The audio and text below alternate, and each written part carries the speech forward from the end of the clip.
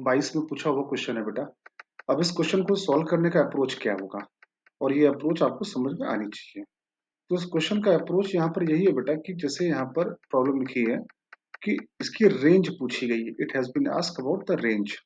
अब रेंज हम यहाँ पे कैसे फाइंड आउट करेंगे? लॉग √5 कॉस में लिखा है, फिर ये कॉस का टर्म है, फिर ये कॉस का टर्म है, फिर ये कॉस का टर्म है।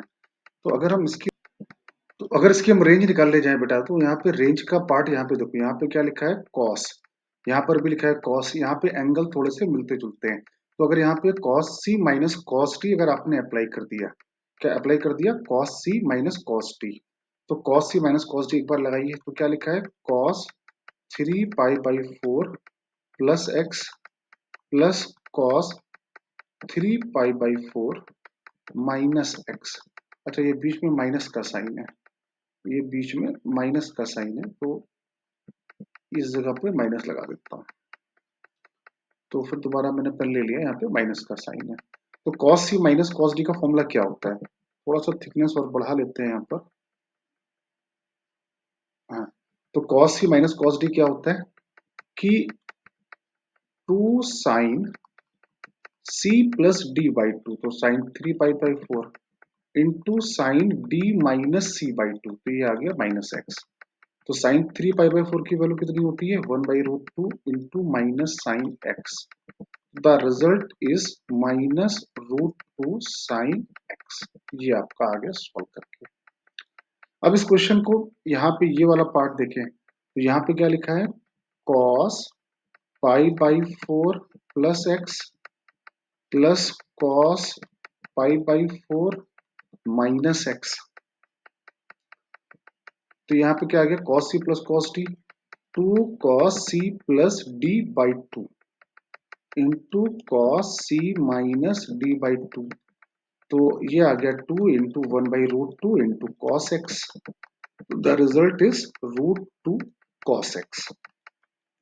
अब इन दोनों रिजल्ट्स को अगर हम यहाँ पर जाके अपनी प्रॉब्लम में लगाएं, तो हमारा प्रॉब्लम क्या लिखा हुआ है? तो हमारा जो लॉग के अंदर लिखा है वो बन गया 3√2 cos x minus √2 sine x. अब आपको ये पता होगा कि अगर यहाँ मैंने √2 कॉमन लिया, तो यहाँ क्या आया? cos x minus sine x. अब ये क्या बन गया? cos theta minus sine theta.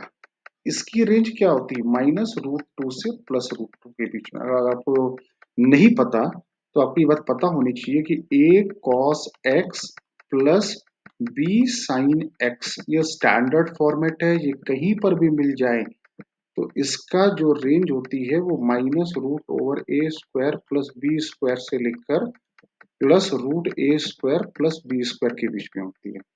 तो सेम लॉजिक से यहाँ पे a की वैल्यू 1 है, b की वैल्यू -1 है, तो रेंज क्या आ गई? -√2 से √2। अब इसमें 3 का इसमें √2 का मल्टीप्लाई करो, तो ये रेंज -2 से लेकर 2 के बीच में हो गई। अब पेज थोड़ा ऊपर कर देते हैं यहाँ पर। तो अगर हम यहाँ पे देखें, तो आपके इस प्रॉब्लम में अब तो ये कहां से कहां तक आ गया? +1 से लेकर 5 तक। अब दोनों तरफ लॉग ले लें, क्वेश्चन में लॉग लिया गया ना, लॉग √5 1 से लेकर 5 तक। तो log 1 की वैल्यू 0 हो गई। ये क्या लिखा है? log 5 √5 यहाँ बेस में। अब log की प्रॉपर्टी आपको पता होगी, इसे लिखा होता है log a b की पावर m। तो m कहा जाता है? डिनोमिनेटर में। क्या बन जाता है? log a base b। तो सिमिलरली ये भी आ जाएगा 0 से लेकर 2 तक। ये आपकी रेंज निकल कर आ गई। ये सिंपल क्वेश्चन था। यहाँ पर बस अगर हम प्रॉब्लम को अगर ठीक से ध्यान रखें, इस क्वेश्चन में किया क्या क्या गया है, अगर हम यहाँ पे ये ध्यान दें कि इस क्वेश्चन में क्या क्या काम किया गया है, तो आपको चीजें यहाँ पर दिखेंगी कि फर्स्ट ऑफ ऑल आपको ये सारे फॉर्मूले याद होने चाहिए। cos c plus minus cos d वाला, cos c plus cos d वाला।